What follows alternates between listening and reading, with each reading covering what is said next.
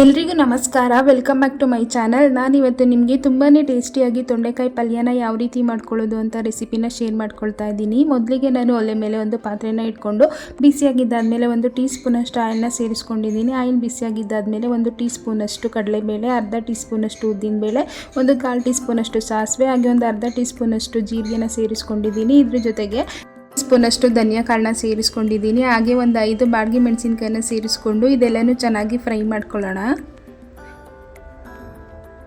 ಹಾಗೆ ಇದ್ರ ಜೊತೆಗೆ ಒಂದು ಅರ್ಧ ಟೀ ಸ್ಪೂನಷ್ಟು ಹುಣಸೆ ಹಣ್ಣನ್ನು ಕೂಡ ಸೇರಿಸ್ಕೊಳ್ತಾ ಇದ್ದೀನಿ. ಹಾಗೆ ಒಂದು 5ರಿಂದ 6 ಎಲೆಗಳಷ್ಟು ಕರಿಬೇವಿನ ಸೊಪ್ಪನ್ನು ಕೂಡ ಸೇರಿಸ್ಕೊಂಡು ಚೆನ್ನಾಗಿ ಫ್ರೈ ಮಾಡಿಕೊಂಡು ಒಂದು ಅರ್ಧ ಕಪ್ಪಷ್ಟು ತೆಂಗಿನಕಾಯಿ ಪೀಸ್ಗಳನ್ನ ಸೇರಿಸ್ಕೊಳ್ತಾ ಇದ್ದೀನಿ.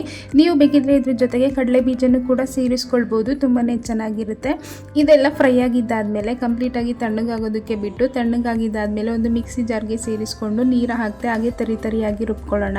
ಇದನ್ನು ಒಂದು ಕಡೆ ಎತ್ತಿಟ್ಕೊಂಡು ಒಲೆ ಮೇಲೆ ಒಂದು ಪಾತ್ರೆಯಲ್ಲಿ ನೀರನ್ನು ಬಿಸಿಯಾಗೋದಕ್ಕೆ ಇಟ್ಕೊಂಡು, ನೀರು ಬಿಸಿಯಾಗಿದ್ದಾದಮೇಲೆ ನಾವು ಕಟ್ ಮಾಡಿ ಇಟ್ಕೊಂಡಿರುವಂತಹ ತೊಂಡೆಕಾಯಿನ ಅದರಲ್ಲಿ ಸೇರಿಸ್ಕೊಂಡು ಇದನ್ನು ಸ್ವಲ್ಪ ಚೆನ್ನಾಗಿ ಬೇಯಿಸ್ಕೊಳ್ಬೇಕಾಗುತ್ತೆ. ಇದ್ರ ಜೊತೆಗೆ 1 ಚಿಟಿಕೆಯಷ್ಟು ಉಪ್ಪು ಹಾಗೆ 1 ಚಿಟಿಕೆಯಷ್ಟು ಅರಿಶಿಣ ಪುಡಿನ ಕೂಡ ಸೇರಿಸ್ಕೊಳ್ತಾ ಇದ್ದೀನಿ. ನೀವು ಬೇಕಿದ್ರೆ ಈ ತೊಂಡೆಕಾಯಿನ ಚಿಕ್ಕದಾಗಿನೂ ಕೂಡ ಕಟ್ ಮಾಡ್ಕೊಳ್ಬೋದು.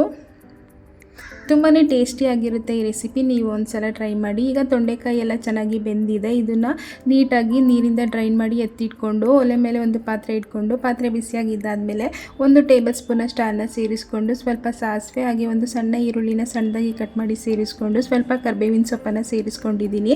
ಇದೆಲ್ಲ ಫ್ರೈ ಆಗಿದ್ದಾದಮೇಲೆ 1 ಚಿಟಿಕೆಯಷ್ಟು ಅರಿಶಿಣ ಪುಡಿನ ಸೇರಿಸ್ಕೊಂಡು, ನಾವು ಗ್ರೈಂಡ್ ಮಾಡಿ ಇಟ್ಕೊಂಡಿರುವಂತಹ ತೆಂಗಿನಕಾಯಿ ಮಿಶ್ರಣನ ಸೇರಿಸ್ಕೊಂಡು ಚೆನ್ನಾಗಿ ಫ್ರೈ ಮಾಡ್ಕೊಳ್ಬೇಕಾಗುತ್ತೆ. ಇದರಲ್ಲಿರುವಂತಹ ಹಸಿ ಸ್ಮೆಲ್ ಹೋಗೋವರೆಗೂ ಚೆನ್ನಾಗಿ ಫ್ರೈ ಮಾಡ್ಕೊಳ್ಬೇಕಾಗುತ್ತೆ. ಯಾರಾದರೂ ಹೊಸದಾಗಿ ನಮ್ಮ ವಿಡಿಯೋನ ನೋಡ್ತಾ ಇದ್ದರೆ ನಮ್ಮ ಚಾನಲ್ನ ಸಬ್ಸ್ಕ್ರೈಬ್ ಮಾಡಿಕೊಂಡು ಸಪೋರ್ಟ್ ಮಾಡಿ. ತುಂಬಾ ಟೇಸ್ಟಿಯಾಗಿರುತ್ತೆ ಈ ರೆಸಿಪಿ, ನೀವು ಒಂದ್ಸಲ ಈ ರೀತಿ ಟ್ರೈ ಮಾಡಿ. ಈಗ ಈ ಮಸಾಲೆಗೆ ಎಷ್ಟು ಬೇಕೋ ಅಷ್ಟು ರುಚಿಗೆ ತಕ್ಕಷ್ಟು ಉಪ್ಪನ್ನು ಸೇರಿಸ್ಕೊಂಡು ಒಂದ್ಸಲ ಚೆನ್ನಾಗಿ ಮಿಕ್ಸ್ ಮಾಡ್ಕೊಳ್ಳೋಣ.